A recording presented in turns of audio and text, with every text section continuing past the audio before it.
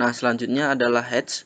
Nah, Hatch ini apa? Hatch adalah sebuah menu di AutoCAD untuk memberikan sebuah arsiran pada sebuah gambar ya. Nah, misal saya contohkan di sini. Ini saya ada empat gambar ya. Yang pertama adalah ellipse tadi, tetapi dengan rongga. Lalu yang kedua adalah persegi dengan tidak ada rongga ya. Lalu yang kedua persegi juga, tetapi dengan sekat. Lalu yang ketiga adalah persegi panjang dengan 3 sekat. Nah, ini akan saya jelaskan untuk fungsi-fungsinya. Yang pertama bisa diklik di sini, Hatch. Nah, lalu akan muncul menu di sebelah atas sebelah sini. Akan muncul menu di sebelah sini ya. Bisa diperhatikan ya. Nah, di sebelah situ. Ini adalah menu-menu dari Hatch. Nah, bisa juga dengan kita klik, kita mengetik H. Nah, maka akan muncul Hatch lalu di enter. Sama saja ya. Nah, setelah itu kalian tentukan titik mana atau area mana yang ingin kalian berikan sebuah arsiran. Nah, misal di kotak sebelah sini, saya ingin memberikan arsiran di tengah-tengah kotak sebelah sini. Maka tinggal saya klikkan seperti ini, klik.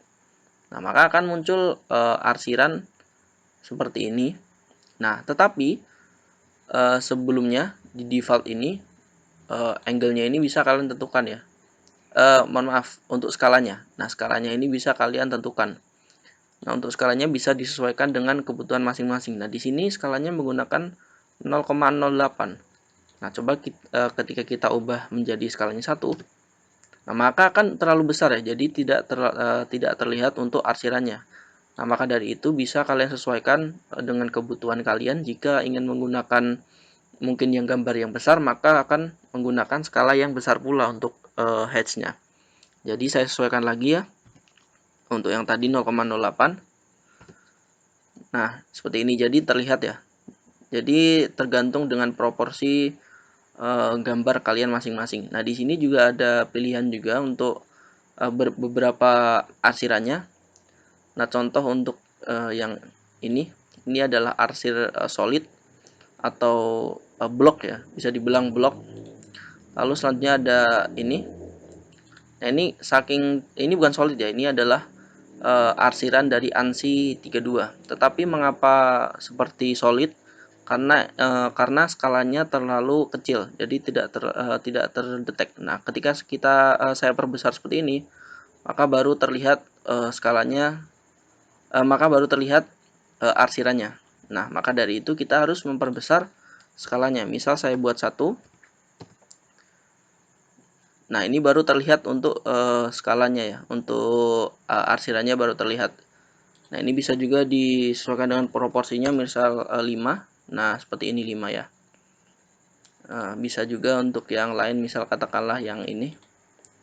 Nah, ini arsiran seperti ini juga, ini tergantung. Jadi tidak semua arsiran itu mempunyai skala yang sama. Nah, ketika saya pilih yang ANSI 32, maka besarnya seperti ini. Tapi ketika saya pilih ANSI 37, maka besarnya seperti ini. Jadi tidak sama ya. Lebih rapat yang ANSI 37 ini. Nah, maka dari itu perlu dicermati untuk skalanya di hatch ini.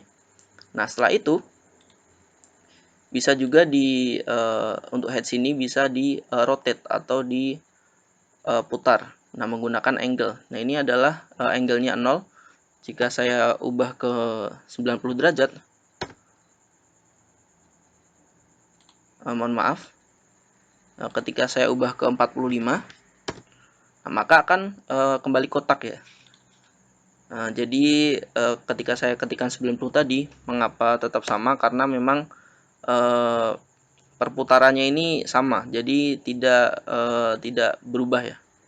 Nah, ketika saya ketikkan 45, nah ini maka akan kotak dari yang tadinya X. Seperti itu ya, untuk angle dari hatch tersebut. Nah, bagaimana ketika ada permasalahan seperti ini, ada 2 kotak tetapi hanya ingin memberikan hatch di sebelah kanan.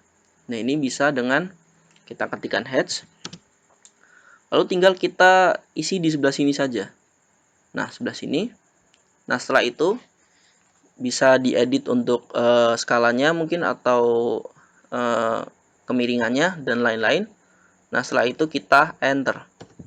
Nah, maka yang area sebelah sini tidak akan terkena arsiran atau hedge tersebut. Nah, bagaimana ketika ada permasalahan seperti ini? Ketika ada 3 sisi, nah tetapi saya ingin memberikan arsiran di sebelah kiri dan sebelah kanan saja. Nah, sebelah tengah ini akan saya kosongkan. Nah, ini bisa kita klikkan H, lalu enter. Nah, setelah itu saya klik di sebelah sini dan di sebelah sini. Nah, setelah itu bisa diedit untuk mungkin skalanya ya, atau mungkin kemiringannya. Nah, setelah itu saya enter. Nah, maka untuk yang area tengah ini akan kosong, tidak akan terisi oleh arsiran. Nah, dua arsiran tadi, yang pertama tadi, ini akan menjadi satu kesatuan ya. Nah, berbeda dengan kita menggambar seperti ini, misal katakanlah hedge lagi, lalu saya tempatkan di sini, lalu saya enter, saya bikin hedge lagi. Nah, saya tempatkan di sini, lalu saya enter. Nah, hedge ini akan berbeda kesatuan, akan tidak sama ya dengan yang tadi ya. Nah, maka dari itu bisa disesuaikan dengan proporsi masing-masing. Nah, bagaimana dengan elips yang berongga seperti ini? Apakah bisa dengan kita berikan arsir? Nah, akan kita coba. Untuk penempatannya bisa di sini ya. Kita klik. Nah, maka akan muncul hedge boundary definition error. Nah, mengapa error? Karena di sebelah sini bisa dilihat ya, untuk garis sebelah sini dan sebelah sini ini tidak bertemu. Nah, jadi untuk hedge ini bisa kalian berikan kepada sebuah area yang mana area tersebut harus tertutup. Nah, tidak boleh terbuka seperti ini. Maka jika terbuka seperti ini, maka tidak akan bisa terisi oleh hedge seperti itu. Nah, itu adalah cara penggambaran hedge di AutoCAD.